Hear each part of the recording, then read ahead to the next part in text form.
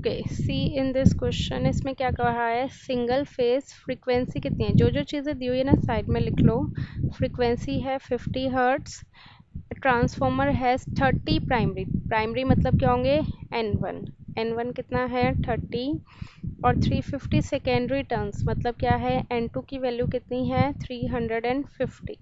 The net cross sectional area मतलब area कितना दिया हुआ है 250 सेंटीमीटर स्क्वायर। सबसे पहले तो ये ध्यान रखना, सेंटीमीटर स्क्वायर को तुम्हें स्टैंडर्ड यूनिट में कन्वर्ट करना पड़ेगा मीटर स्क्वायर में, ठीक है। तो 250/100 और स्क्वायर है तो एक और by 100। If the primary winding is connected to a 230 volt, तो ये कौन सी वोल्टेज हो गई, V1, V1 की वैल्यू कितनी हो गई 230 volt. Calculate the peak value of flux density, हमें क्या निकालना है, पीक वैल्यू, पीक वैल्यू मतलब मैक्सिमम वैल्यू, और मैक्सिमम वैल्यू फ्लक्स डेंसिटी की मतलब हमें BM की वैल्यू निकालनी है। अभी मैंने तुम्हें एक फॉर्मूला बताया था, φm is equal to BM multiplied by area. तो BM निकालने के लिए हमें φm भी चाहिए और एरिया भी चाहिए। एरिया तो हमारे पास है, गिवन है, बट हमें φm गिवन नहीं है। तो अब हमारा टारगेट क्या है, हमें क्या निकालना है, φm निकालना है। φm निकालने के लिए हमें इक्वेशन चाहिए, EMF इक्वेशन याद है, पढ़ी थी हमने, E2 is equal to 4.44 N2 F φm, पढ़ी थी ना। या फिर E1 is equal to 4.44 N1 F φm। अब इसमें हम देखते हैं, हमें 4.44 पता है, N1 पता है, हाँ N1 पता है, फ्रीक्वेंसी भी पता है, और मैक्सिमम फ्लक्स हमें निकालनी है। हमें E1 पता होना चाहिए, ये ध्यान रखना, E1 और V1 एक ही बात है, हमेशा से V1 इज इक्वल टू क्या होता है, E1, तो V1 भी पता है। तो इन सारी वैल्यूज़ को पुट करके हमारे पास φm की वैल्यू आ जाएगी। बोलो, φm की वैल्यू आ जाएगी। φm की वैल्यू हम इस फॉर्मूले में पुट कर दें, क्या फॉर्मूला था हमारे पास, φm is equal to BM multiplied by area. अब हमारे पास φm भी है, एरिया भी है, तो यहाँ से क्या BM की वैल्यू आ जाएगी।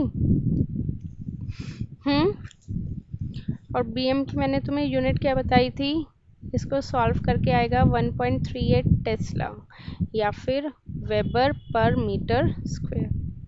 ठीक है, फर्स्ट पार्ट हो गया।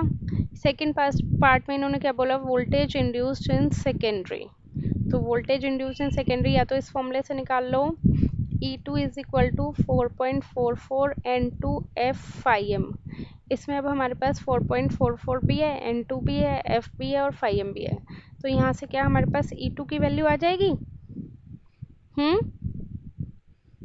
बोलो, आ जाएगी। एक ऑप्शन ये है तुम्हारे पास, दूसरा ऑप्शन है कि तुम ट्रांसफॉर्मेशन रेशियो वाला फॉर्मूला यूज़ कर लो, E2/E1 is equal to N2/N1। क्या था formula, is equal to V2/V1 is equal to I1/I2 is equal to K। तो मुझे सिर्फ ये वाला पार्ट चाहिए, इसमें N2 पता है, N1 पता है, E1 भी पता है, तो यहाँ से सिर्फ E2 निकालना है, E2 आ जाएगा। सॉल्व करके वैल्यू आएगी 2683.33 वोल्ट। ओके, थर्ड स्टेप में हमें क्या पूछा हुआ है, I1 पूछा है और I2 निकालना है। फिर से क्या हम ट्रांसफॉर्मेशन रेशियो यूज़ कर सकते हैं, इस बार हम ये वाला कर लेते हैं, V2 पता है, V1 पता है, I1 पता है, और सिंपल I2 आ जाएगा, नहीं उल्टा बोल दिया, I1 पता है और I2 पता है और I1 आ जाएगा। I1 सॉल्व करके आएगा 116.66.67 एम्पियर।